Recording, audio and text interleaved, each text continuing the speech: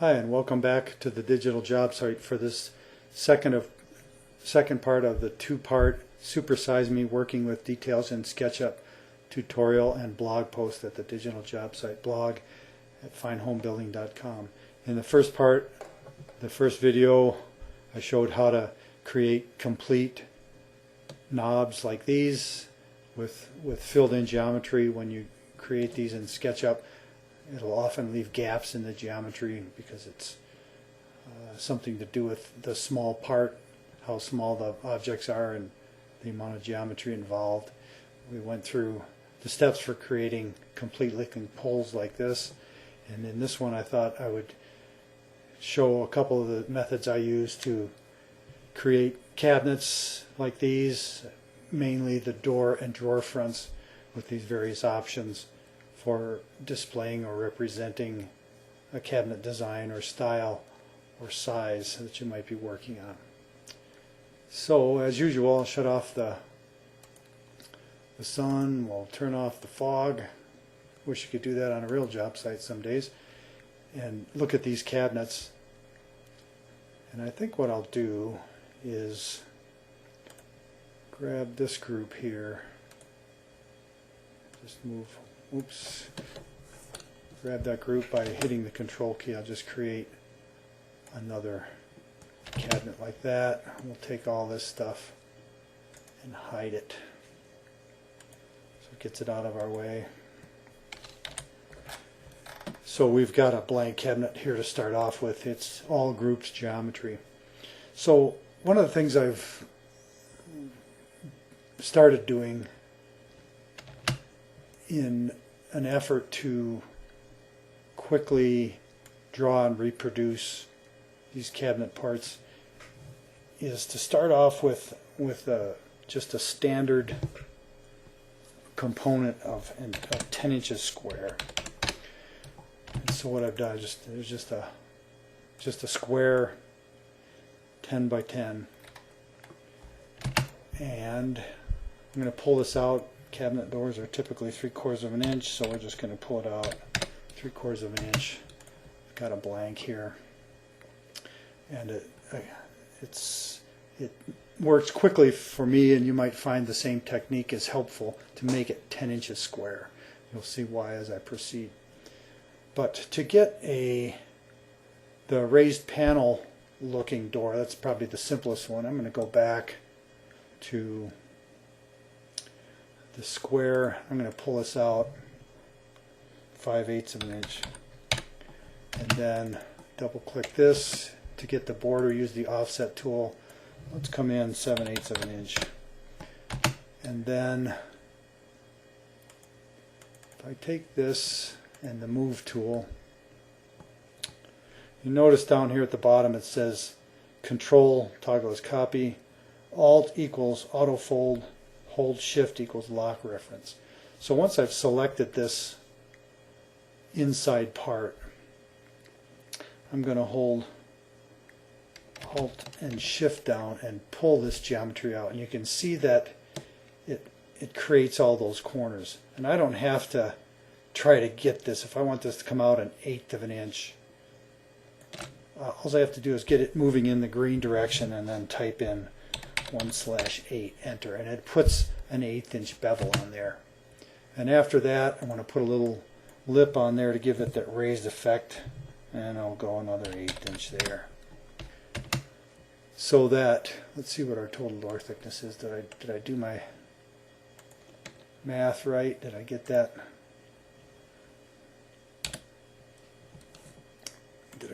Ended up 3/4 of an inch thick. That's 7/8 of an inch thick. Okay, so I'm just gonna, I want that to end up 3/4, so I'm just gonna pull this back in 1/8. So I end up with a 3/4 inch thick drawer front. Don't need that dimension. And so I've got this drawer front. It's a generic 10 by 10 size. And let's jump in and use the materials. We'll pick out textures in the model, and I'm going to texture this with this wood grain. And you can see by the way this streaks across that it's a projected texture, and it's as if the texture is being projected from into the face of that cabinet. If I want these to go horizontal, I can just click this. Oh, that's not gonna, that didn't happen there. I'm going to group it, and then we'll rotate the group. That'll get the texture to rotate around. Anyway, so there's a generic sized drawer front. And now, the reason I do it that way is, let's see what this cabinet is, probably 24 inches wide. It's 20 inches. So let's say I want to have a 1-inch reveal around this. 20-inch cabinet means I need a door that's 18 inches wide. So all I got to do is jump into this geometry, select one side of it. We know that we're starting off with 10 inches, so let's just move this 8 inches. And then we know that if we select this cabinet, this drawer front, by the middle, by zooming in here, I can get it to jump to the middle of that cabinet door, somewhere there. It should grab the middle. What I want to do is just slide it down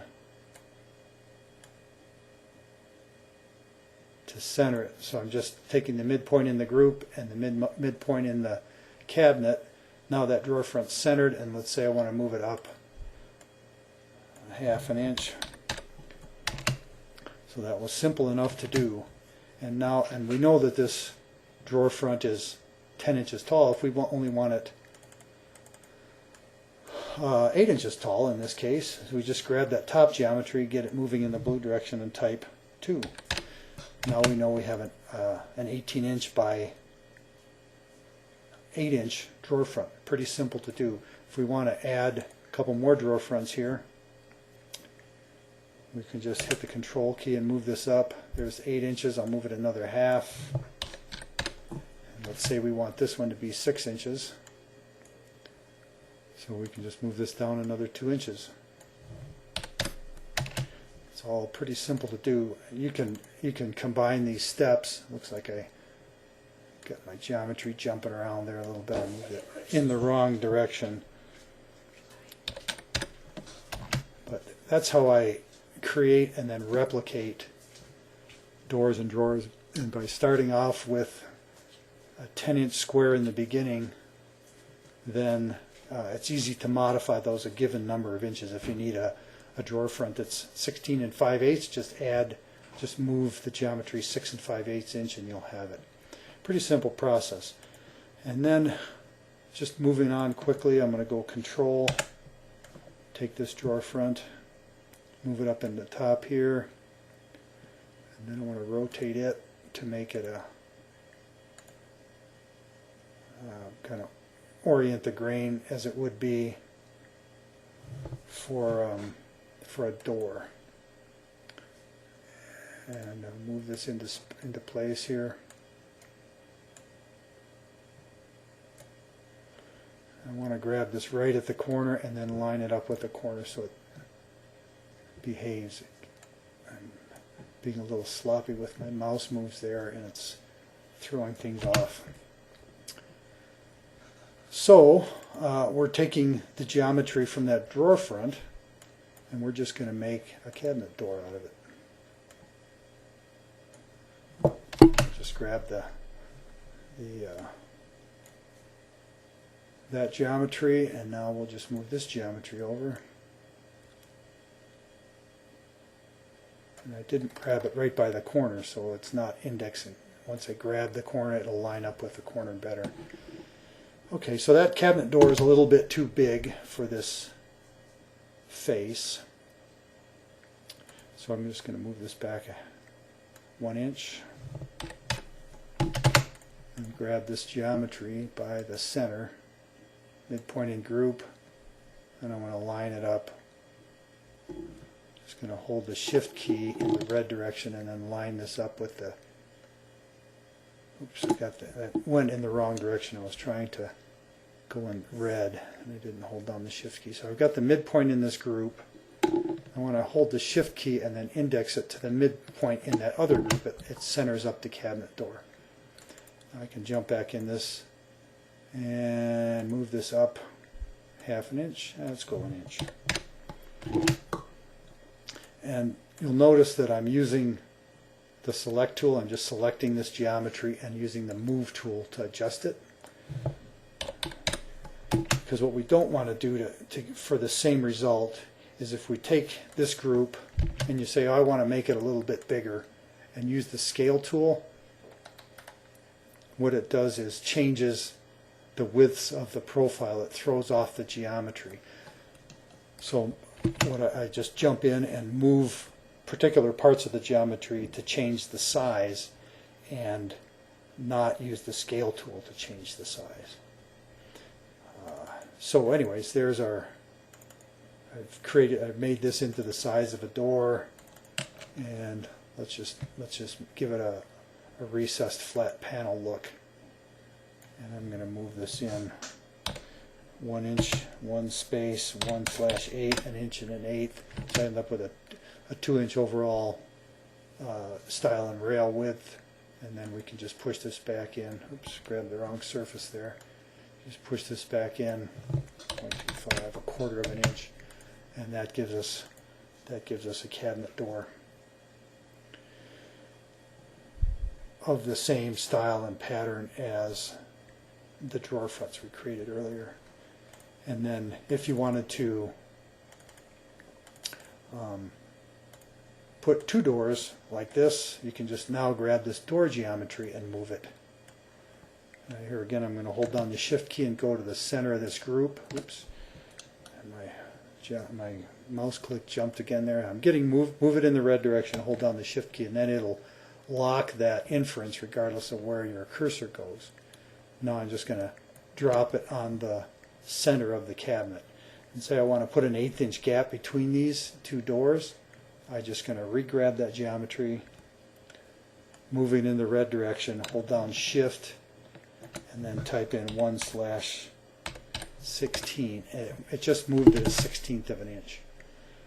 So if I go back and, oops, I'm going to take the whole group, hit Control and move this over to the edge of the door, drop it. Now I'm going to pick it up again and move it 1/8, 1/8 of an inch. Then I have 2 doors spaced 1/8 of an inch apart on this cabinet. This is all pretty simple to do. And where we started out with the drawer front on a 10 by 10 inch pattern to work from, I could do the same thing with this cabinet door. Start out with the door with this raised panel effect that's 10 inches square, and then if you want to make it 35 5/8, just add 25 5/8, and it'll jump to size. So that's all pretty well done. In doing this process, depending on where you're headed with the project, you can make any one of these doors or drawers components so that in the future you don't have to go back group by group and make changes. You can edit them as a component and get the component behavior for the editing process. Alright, the last thing I'm going to do is view our hidden geometry, get all these cabinets back. I'm going to take one of these knobs and copy it, and then hide all that geometry. Then I'll paste the knob. It's not going to work because it's in a hidden group. Okay, so I'm going to go back through here and unhide this stuff. Now grab a knob, copy it, and paste it. It's lugging here. There's my knob. I've got those knobs have such a huge amount of geometry in them because I created them with 48 facets to the circles. It really bogs things down. So I'm going to hide all this to speed things up. Okay, I'm going to unhide it first, and then hide it. Okay, shut off the geometry. Okay, now a long way about to show this little process, but if I take this drawer front and let's say I move it over here 20 inches, and I want to put this little pull on it. I was thinking I left I was thinking I put a pull on this knob, but I didn't. I must have put it on just the gray knobs in the drawing. So I'm going to right click this circle, right click the circle, put a point at the center, and draw a handle that's in the blue axis here, 0.7, 3/4 of an inch long. And we'll save our little knob. And now I want to put the knob in the center of this drawer. So I select this geometry and I grab the little end of this handle, making sure that I'm grabbing the end of the handle. I take it up here and I hold this on the back of the drawer front and wait till it clicks on the midpoint of the group. Now I know that the pull is centered side to side on the drawer.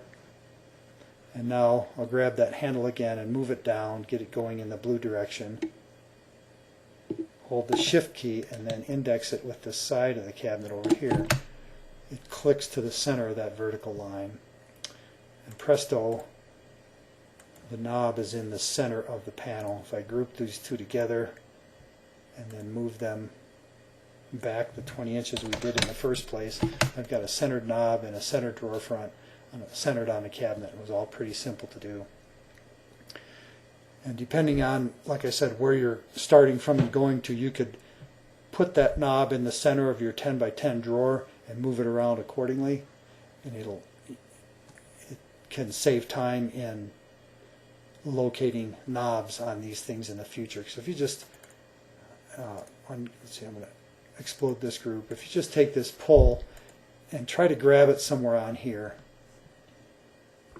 and get it to behave and try to get it centered up on this, and that one wasn't too tough, but it can be kind of difficult if they're moved over to try to get them to end up where you want. So I find that handle thing and indexing it to center marks is a pretty effective way of accomplishing all that.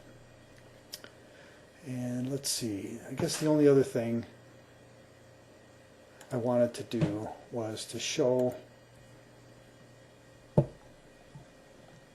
see, I gotta get way out here and make sure I'm unhiding everything. There we go.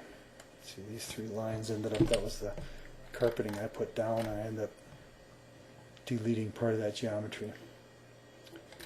The last thing I wanted to show on this, because we're talking about the supersize me thing. Oops, I don't want to rotate that, I just want to move it over here. So now I just grabbed that drawer front out of here, out of this, and just hide all this geometry so it quits slowing us down. Okay, I mentioned in the first part of the first video about creating this routed drawer front edge. If you attempt to do this with the Follow Me tool, it'll leave gaps in the geometry where these surfaces blend. But I used the supersize me method to get this done, and I believe that rather than increasing the size of this drawer front 10 times, I increased it 100 times to get the geometry to compute out here. It takes a long time for SketchUp to render that, but then once you go through that process and shrink it down, you end up with this nice little routed profile that ends. If you wrap it all the way around a drawer front, you can just use the Follow Me tool. It's all pretty simple. But if you try to stop the routing somewhere on the surface, it creates problems. You know what I'm talking about if you've run into it, and if you haven't, now you know how to fix it. But what I wanted to show is on the other drawer fronts, when I wanted to change some aspect of it, I would just grab the geometry like this and move it. But you can see on this routed profile, when I try to move the geometry, it starts to fold edges. And this has all got to do with the complexities in the geometry of getting this profile to work. If somebody wants to post a comment, I can explain that further, but for now, I'll just take my word for it. It's a result of something to do with the geometry. So the frustration comes in if you want to create this drawer front and move this routed point farther away from the corner, or if you want to change the size of the drawer front. I'm double clicking into my group here. if we just want to change the size of this, as soon as I do it, it starts putting these little folds in here. And it doesn't seem like it should, but it does. So here's the way around that. All you need to do is go and click View Hidden Geometry. Now when I select this, you can see it clicks every little facet that comprises that complex curve. There's these little triangle pieces. It grabs everything that you can't see. Now, if I want to move this an inch in, everything behaves. It doesn't try to put those extra folds in the piece. So to get that done, you just need to use the hidden geometry. Let's see, I've got to jump into that group. So now if I want to change the length of this drawer front, I can do it by whatever, 4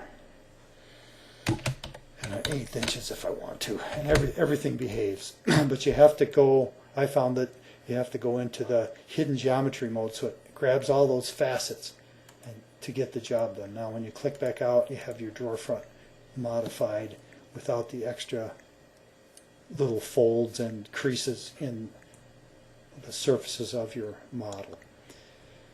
Okay, that all got kind of long-winded, but I hope that helps work through some of the frustrations if you run into those, as I did before I eked out these methods of getting around it. Hopefully this will give you a shortcut and keep you from banging your head in as many things as I did.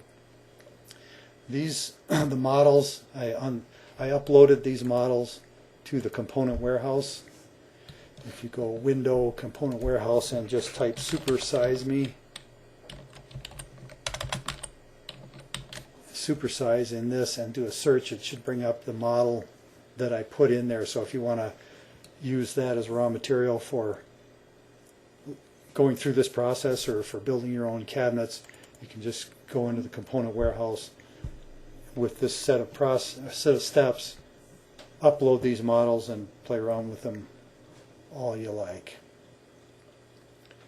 Looks like the component warehouse is a little busy this evening, but this is the window you'll get. You can just download this model and work with these drawings. There you have it. Thanks for stopping by the digital job site, and hope this helps you with your modeling challenges.